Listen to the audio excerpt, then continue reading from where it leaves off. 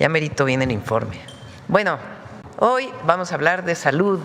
Está con nosotros el secretario de Salud, David Krsenovich, el subsecretario de Integración y Desarrollo del Sector Salud, Eduardo Clark, y están el director del ISSSTE, Martí Batres, el director del IMSS, Zoé Robledo, y el director del IMSS Bienestar, Alejandro Schwartz. Hoy vamos a hablar de los resultados de las tres instituciones, de algunos indicadores. Por ejemplo, número de consultas respecto a los años anteriores, número de cirugías respecto a los años anteriores. Entonces, para ello, Eduardo va a dar el resultado de las tres instituciones juntas, y después cada uno de los directores va a decir los resultados de cada uno de las instituciones de salud de México, de salud pública del Estado mexicano. Bueno, vamos con Eduardo. Con su permiso. Hola, muy buenos días a todos, gusto saludarlos y estamos muy contentos de poderles presentar, y si me dan la siguiente, cómo ha ido evolucionando la atención de consultas de especialidad, consultas generales y cirugías en las tres instituciones de servicios públicos de salud del Estado mexicano, el IMSS, el ISSSTE y el IMSS Bienestar. Aquí lo primero que pueden ver todos en pantalla es cómo ha crecido en los últimos 5 años, desde el 2022 hasta el 2026, el número de consultas de primer nivel que da cada una de las instituciones juntas, el IMSS, el ISSSTE y el IMSS Bienestar. Lo que pueden ver es que en el 2022, si sumamos las consultas generales, eso es las consultas de primer nivel, cuando vamos a una clínica o un centro de salud, si sumamos lo que se hacía en el IMSS, en el ISSSTE, y en ese momento, en los 24 estados que hoy integran el IMSS Bienestar, se hacían 78.9 millones de consultas de primer nivel, de enero a julio de ese año. Este año 2026, de enero a julio, ya superamos por primera vez en la historia los 100 millones. Estamos en 101.233.444 consultas de primer nivel. Es decir, ha subido 28% el número de consultas con respecto a 2022. Y también pueden ver que este incremento no solo ha sido todos los años, pero también en el último año hemos crecido mucho. Solo en el último año pasamos de 95 millones a 101 millones. Siguiente. ¿Cómo se ve esto para las consultas de especialidad? Cuando vamos a un hospital a hacer consulta externa, como puede ser interna, ortopedia, todas las especialidades que ustedes conocen. En el 2022, si sumamos las atenciones que se daban en el IMSS, el ISSSTE y los estados del IMSS Bienestar, eran 19.7 millones de consultas de especialidad, de enero a julio. ¿Cómo se ve este año? 31.7 millones, es decir, 60% más. Casi 12 millones de consultas, un poco más, de especialidad más que de las que se daban en el 2022. Y este incremento además es particularmente notable en el último año. Pueden ver que en el 2025, de enero a julio, hicimos 27.3 millones de consultas y ahora este año cerramos en 31.7. Es decir, 4,5 millones más de consultas prácticamente de especialidad, solo un año de diferencia. Pueden ver un incremento muy importante en la capacidad de consulta de especialidad, que además, como hemos informado en este espacio, está muy asociado a una política del Estado mexicano de la Cuarta Transformación que inició en el 2018, que es formar más médicos especialistas y contratar más médicos especialistas en el sector público. Por esa razón podemos ver este incremento del número de consultas y atenciones a las que hoy tienen derecho las y los mexicanos. Siguiente. Y por último, las cirugías. Cuando una persona requiere una cirugía, particularmente no hablan solo de cirugías de urgencias, estas son cirugías programadas, las que es muy importante reducir el número de días y meses que puede ocurrir entre una cirugía y la primera consulta. En el 2022 se hacían, si sumamos, les digo, las tres instituciones, 1.450.000 cirugías, sumando al IMSS, el ISSSTE y los estados del IMSS Bienestar. Este año, 2026, ya fueron 1.887.000, 30% más. El año pasado fueron 1.659.000, es decir, hemos crecido un poco más de 200.000 cirugías en un solo año de diferencia. Esto midiendo de enero a julio de cada año para poder hacerlo representativo. Esto también es muy significativo para todos los mexicanos y mexicanas y también refleja la gran inversión que ha ocurrido en los últimos 8 años para generar más hospitales, más camas de hospitalización, más quirófanos y más médicos y médicas especialistas para atender a los pacientes mexicanos. Ahorita verán los datos de cada institución, pero lo que les puedo adelantar es que en todas, en las tres instituciones, en el IMSS, en el ISSSTE y en el IMSS Bienestar, tenemos los incrementos que ustedes pueden ver. Más consultas generales, más consultas de especialidad, más cirugías para las mexicanas y los mexicanos. Muchas gracias. Gabinete. Siguiente, por favor.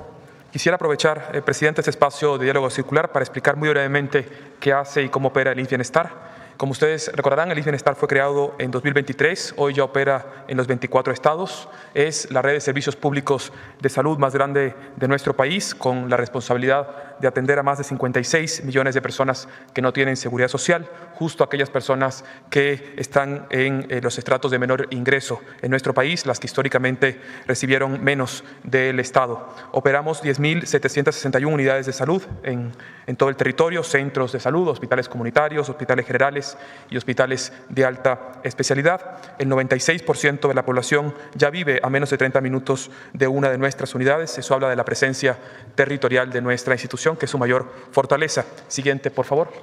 Aquí vemos el contraste entre el modelo anterior y el actual. Esto es muy importante porque explica los resultados que veremos a continuación. Antes, cada estado operaba su propio sistema con sus propias reglas, con incluso copagos y cuotas para poder garantizar la atención. Eso significa que la calidad y los procesos de cobertura dependían de la geografía de cada persona. Hoy operamos bajo una lógica totalmente diferente. Somos una sola red integrada con un solo modelo médico, una responsabilidad federal directa sobre los hospitales y sobre los centros de salud, y no existe ningún tipo de caja y ningún tipo de cobro en nuestras unidades. La atención es 100% gratuita, también 100% universal. Eso significa que para cualquier persona. Siguiente, por favor. Ahora bien, ¿qué muestran los resultados? Pues bueno, podemos ver una tendencia muy clara, un crecimiento diferenciado y sostenido a partir del 2024, cuando el modelo unificado entró en operación plena y se unieron los 23 modelos estatales en un solo proyecto de nación. Aquí hay una nota metodológica importante. Antes del 2020 no teníamos en el sistema público de salud registro nominal, es decir, registro por CURP. Por eso la comparación es mucho mejor a partir del 2020 y eso hace que pueda ser comparable a lo largo de toda la serie que vamos a ir analizando. Siguiente, por favor. La atención médica, como ustedes saben, es un fenómeno estacional, por lo que es mucho mejor la comparación mes con mes entre los distintos años. El reporte de hoy es de julio del 2026, es el último que tenemos disponible, y en julio, tan solo en julio del 2026, realizamos 4 millones de consultas generales. Esto significa que es el mes con mejor productividad desde el inicio de operación de nuestra institución.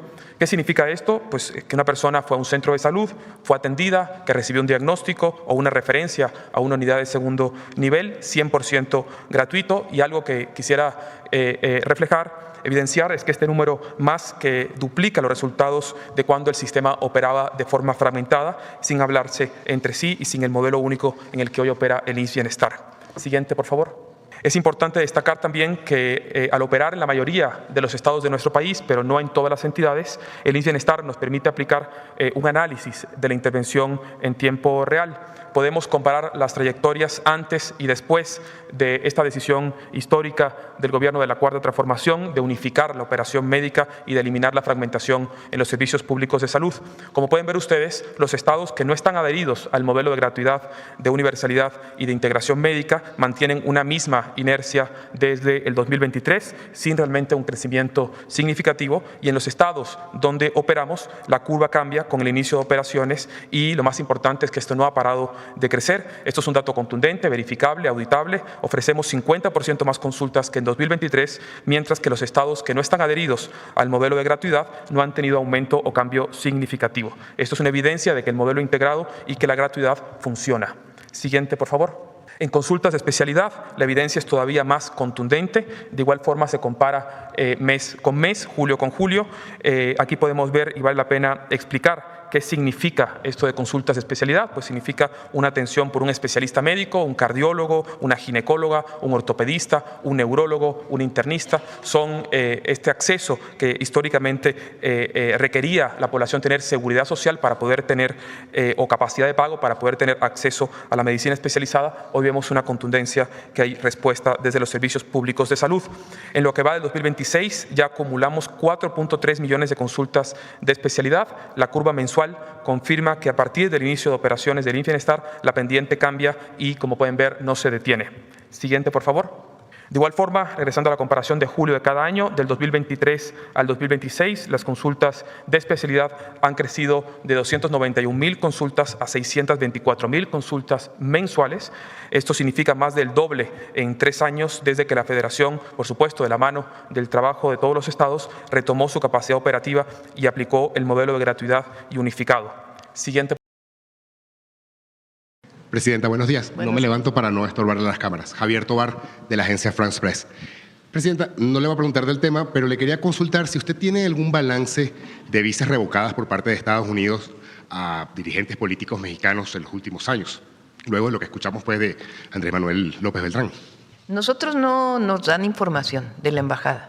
Ellos claramente nos han dicho, del Departamento de Estado de Estados Unidos, que la solicitud de una visa y la revocación de la visa es un asunto no de Estado, sino o de estados, de relación de los estados, sino de la relación del individuo que solicita una visa, a menos que sea una visa diplomática o una visa solicitada por el gobierno, por alguna razón que tenga que ver con las tareas. La relación de la solicitud de la visa es personal. Esa es la información que nos han dado. Entonces, y no hemos solicitado tampoco que nos digan cuántas personas han sido revocadas sus visas por razones y por qué razones. Entonces, es una relación individual el que va y solicita la visa, a menos que tenga que ver con una razón de Estado o de relaciones exteriores. Por ejemplo, en mi caso, pues yo llevo una visa diplomática cuando voy a Estados Unidos.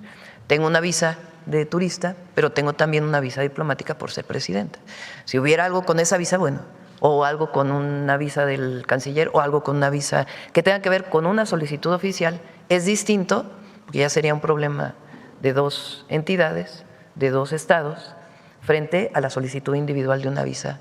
Igual que cuando solicitan una visa a México, pues es la relación de la persona que lo solicita con el Estado mexicano.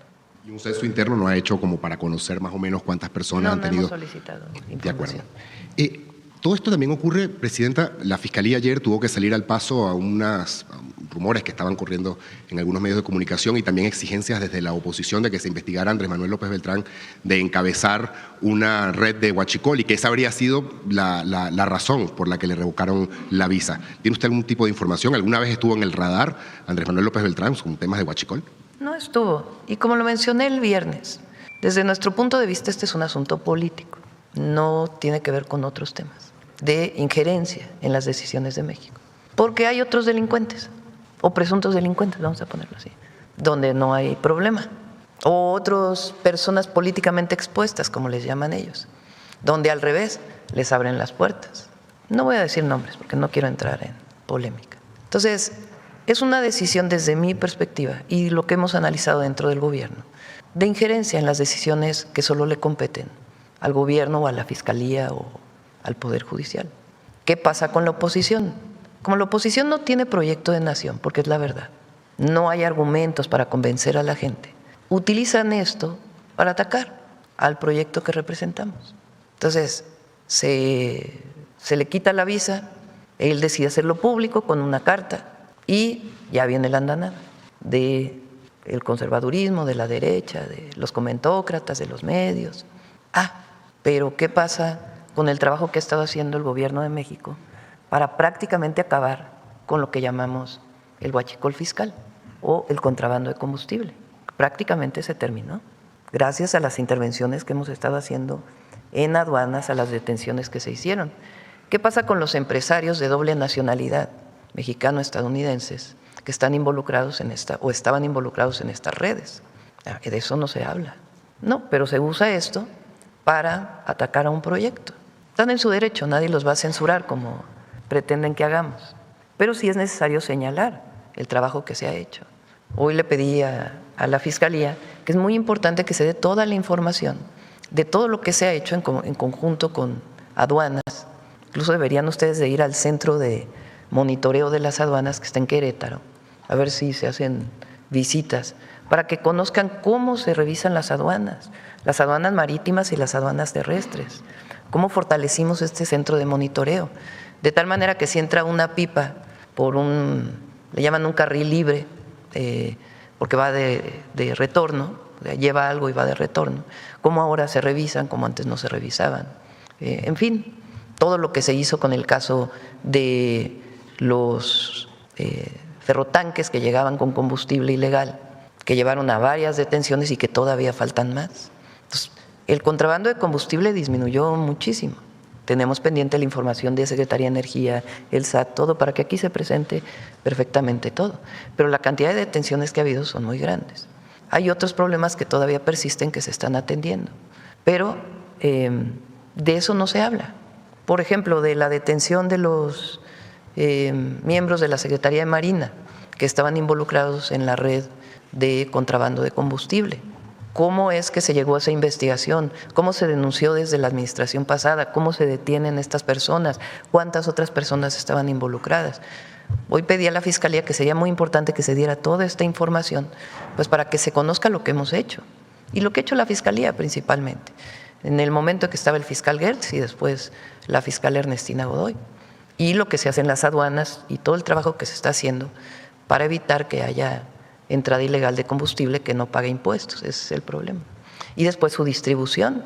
Entonces, ese es, digamos, un tema y que hemos estado atendiendo, hemos estado resolviendo. Es como dicen, oigan, se encontraron un almacenamiento de combustible y dicen, ¿cómo es posible que no se diera cuenta la autoridad? No, la autoridad lo encontró, la autoridad fue la que lo clausuró, la autoridad es la que está haciendo las investigaciones, pero la manera en que lo quieren comunicar pues es para atacar al gobierno. Por eso decimos que muchas veces es propaganda política, no es información. Por eso todo el tema del derecho a las audiencias, etcétera. Entonces, ¿cuál es la propaganda? ¿Cuál es la información? La Guardia Nacional se dio cuenta que había un almacenamiento de combustible ilegal. Solicitó a la Fiscalía su cateo y clausura. Esa es la información. Se clausuró y se están haciendo las investigaciones. Hay detenidos. Propaganda. El gobierno de México no se dio cuenta que había un almacenamiento de combustible y de pronto apareció de la nada un almacenamiento de combustible. Bueno, si fue la propia autoridad quien se dio cuenta y hizo su trabajo. Entonces, eso es el tema, digamos, de la venta de combustible ilegal. Ese es un tema y que se está investigando, se está trabajando y hay muchísimos detenidos.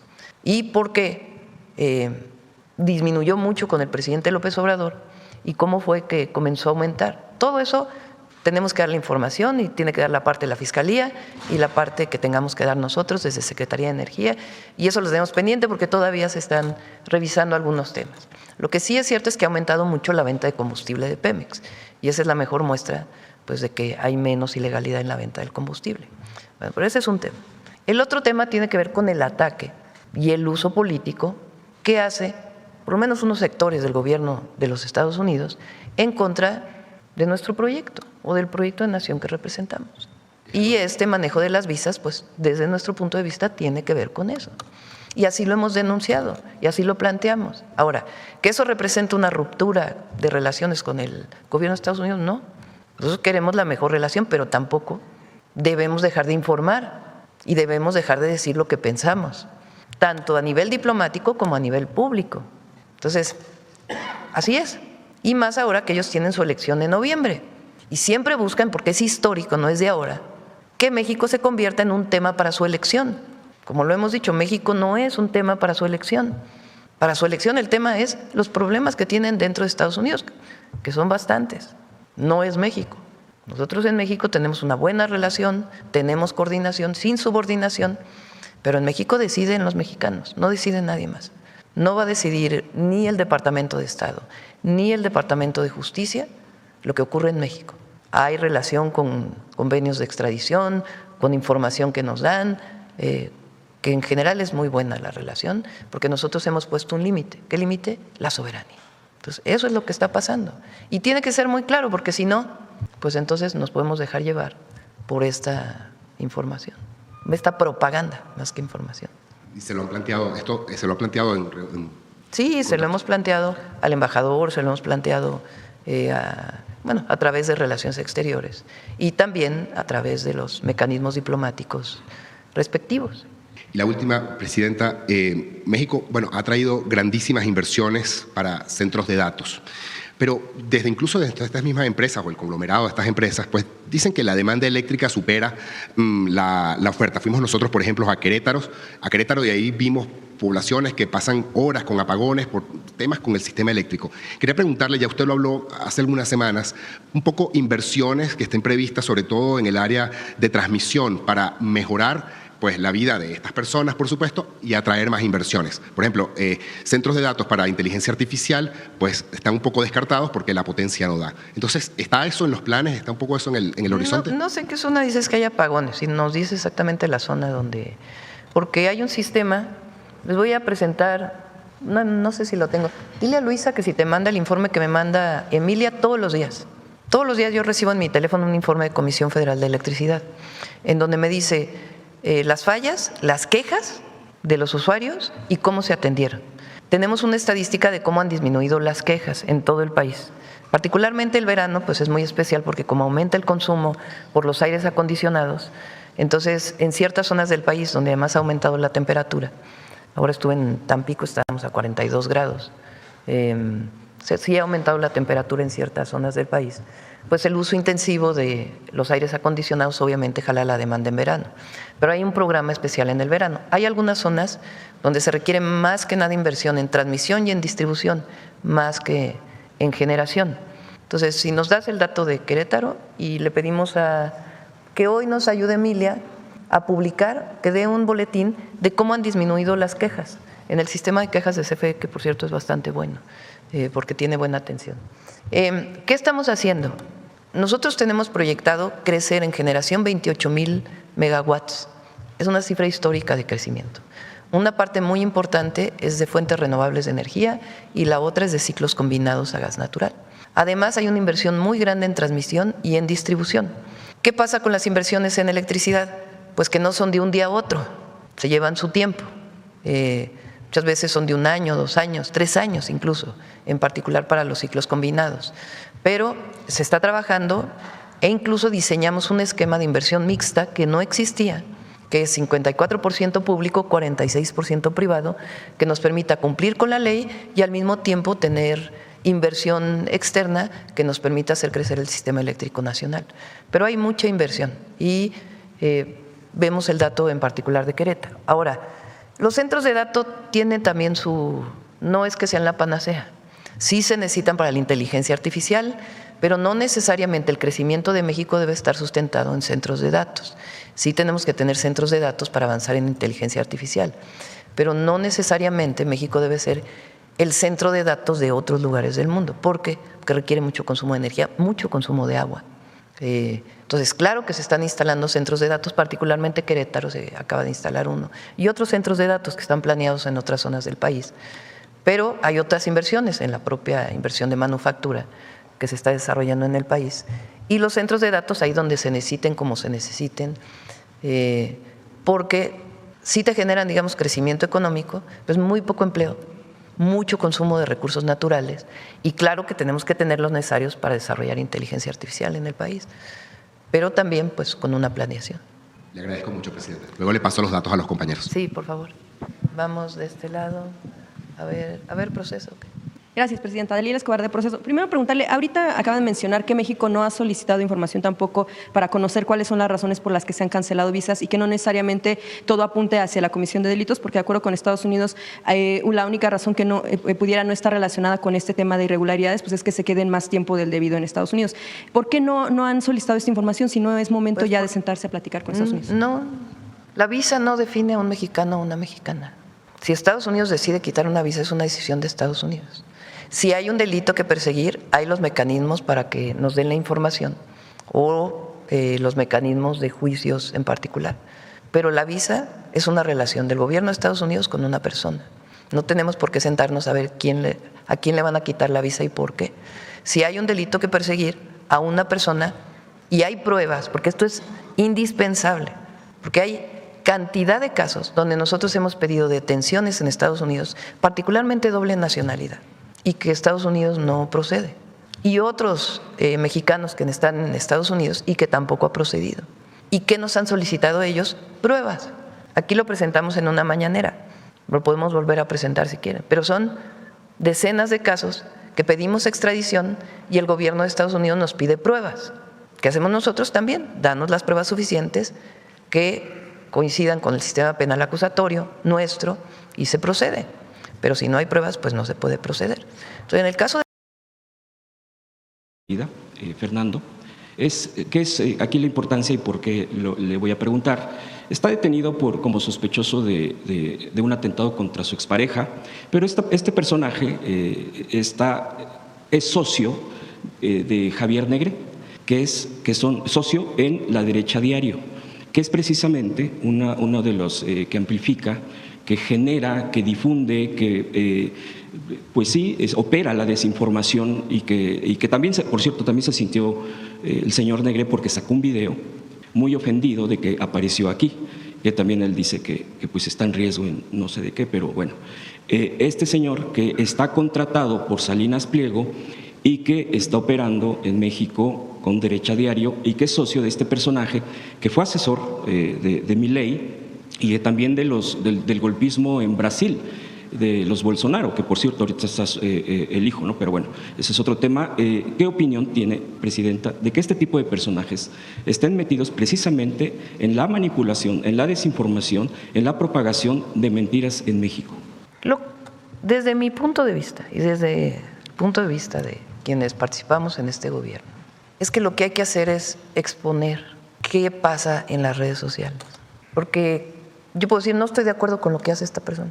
Pues sí, pero está validado por las redes. Entonces, ¿por qué es importante decir cómo funcionan las redes? ¿Cómo se conectan? ¿Cómo hay troles? ¿Cómo hay bots? ¿Cómo de pronto de la noche a la mañana aparecen 200,000 publicaciones de algo? Sin que sean personas reales, ni opinión de personas reales, sino que son robots que están pagando a la red social. Eso es lo importante que conozcamos. Por eso, cómo se conectan y cómo hay grupos de personas, incluso muchos extranjeros, que quieren incidir sobre México y que están vinculados con algunas personas mexicanas para poder fomentar una opinión que es irreal. Bueno, yo les puse aquí cuando lo de la famosa el derecho a las audiencias que planteamos aquí. Bueno, si ustedes miden la red social, porque se puede medir cuántas publicaciones hay sobre este tema, cuántas son a favor y cuántas son en contra de una situación. Bueno, si uno mide las redes sociales sobre el derecho de las audiencias, 80% en una red social en particular eran en contra de lo que decía el gobierno. Bueno, y sale una encuesta, casa por casa, que le preguntan a la gente qué opinan. Y es todo lo contrario, 80% dice que está bien que, fíjense, incluso que se regulara para que no se dieran noticias falsas, cosa que ni siquiera estamos planteando nosotros. Bueno, entonces, ¿qué es lo que está pasando? Pues está, y no es que sean personas reales que están metidas en la red y que estén tuiteando todo el día, sino muchas cuentas falsas o cuentas sin persona atrás, son cuentas reales, pero que no hay una persona que respalde a esa cuenta. Eso se llaman bots. Y luego hay personas que impulsan a los bots. Entonces hay una persona que ni siquiera sabemos si es real o no es real, que publica una nota y de ahí se descuelga toda la propaganda. Esa propaganda, ¿quién la paga? Alguien la paga. Que está en Querétaro, a ver si se hacen visitas, para que conozcan cómo se revisan las aduanas marítimas y las aduanas terrestres, cómo fortalecimos este centro de monitoreo, de tal manera que si entra una pipa por le llaman un carril libre, porque va de retorno, lleva algo y va de retorno, cómo ahora se revisan, cómo antes no se revisaban, en fin, todo lo que se hizo con el caso de los ferrotanques que llegaban con combustible ilegal, que llevaron a varias detenciones y que todavía faltan más. Entonces, el contrabando de combustible disminuyó muchísimo. Tenemos pendiente la información de Secretaría de Energía, el SAT, todo, para que aquí se presente perfectamente todo. Pero la cantidad de detenciones que ha habido son muy grandes. Hay otros problemas que todavía persisten que se están atendiendo, pero de eso no se habla. Por ejemplo, de la detención de los miembros de la Secretaría de Marina que estaban involucrados en la red de contrabando de combustible. ¿Cómo es que se llegó a esa investigación? ¿Cómo se denunció desde la administración pasada? ¿Cómo se detienen estas personas? ¿Cuántas otras personas estaban involucradas? Hoy pedí a la Fiscalía que sería muy importante que se diera toda esta información, pues para que se conozca lo que hemos hecho y lo que ha hecho la Fiscalía principalmente. En el momento que estaba el fiscal Gertz y después la fiscal Ernestina Godoy, y lo que se hace en las aduanas y todo el trabajo que se está haciendo para evitar que haya entrada ilegal de combustible que no paga impuestos, ese es el problema. Y después su distribución. Entonces, ese es, digamos, un tema y que hemos estado atendiendo, hemos estado resolviendo. Es como dicen, oigan, se encontraron un almacenamiento de combustible y dicen, ¿cómo es posible que no se diera cuenta la autoridad? No, la autoridad lo encontró, la autoridad fue la que lo clausuró, la autoridad es la que está haciendo las investigaciones. Pero la manera en que lo quieren comunicar, pues es para atacar al gobierno. Por eso decimos que muchas veces es propaganda política, no es información. Por eso todo el tema del derecho a las audiencias, etcétera. Entonces, ¿cuál es la propaganda? ¿Cuál es la información? La Guardia Nacional se dio cuenta que había un almacenamiento de combustible ilegal. Solicitó a la Fiscalía su cateo y clausura. Esa es la información. Se clausuró y se están haciendo las investigaciones. Hay detenidos. Propaganda. El gobierno de México no se dio cuenta que había un almacenamiento de combustible y de pronto apareció de la nada un almacenamiento de combustible. Bueno, si fue la propia autoridad quien se dio cuenta y hizo su trabajo. Eduardo. Bueno, aquí en la mañanera hemos presentado cómo hemos contratado más especialistas, hemos abierto más centros de salud y más hospitales. Son 32 nuevos hospitales que están operando en el país. Al final de este año serán 39 hospitales por lo menos, adicionales a los que recibimos en octubre del 2024. Algunos de ellos ya venían construyéndose en el periodo del presidente López Obrador y nosotros los terminamos, y otros prácticamente los iniciamos y los terminamos en estos 2 años. ¿Cómo lo podemos medir? ¿Cómo podemos saber que estos hospitales, que estos centros de salud, que la contratación de más médicos especialistas, más enfermeras está funcionando? O sea, hay varias formas de medirlo. Una de ellas es una muy sencilla. ¿Cuántas consultas dimos? ¿Cuántas consultas dieron en conjunto el IMSS, el ISSSTE y el IMSS Bienestar?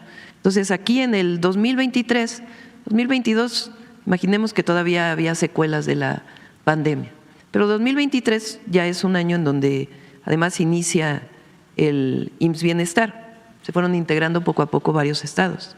Se dieron 82.9 millones de consultas generales, de médicos familiares, de médicos quizá familiares, generales, en los centros de salud, que no tienen especialidad, o que sí tienen, pero que esta es consulta general. Bueno, ya llegamos a 101 millones.